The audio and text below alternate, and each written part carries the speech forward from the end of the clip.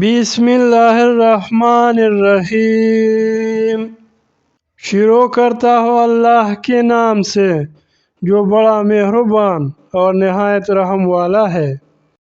حضرت ابو ہریرہ رضی اللہ عنہ رسول اللہ صلی اللہ علیہ وسلم سے حدیث قدسی میں اللہ تعالیٰ کا ارشاد نقل فرماتے ہیں، جب میں اپنے مومن بندے کو کسی بیماری میں مبتلا کرتا ہوں، پھر وہ اپنی عیادت کرنے والوں سے میری شکایت نہیں کرتا، تو میں اسے اپنی قید سے آزاد کر دیتا ہوں، یعنی اس کی گناہ معاف کر دیتا ہوں۔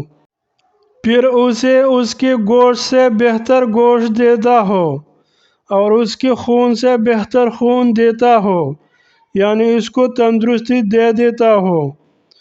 پھر اب وہ دوبارہ بیماری سے اٹھنے کے بعد نئے سرے سے عمل کرنا شروع کرتا ہے، کیونکہ پچھلے تمام گناہ معاف ہو چکے ہوتے ہیں۔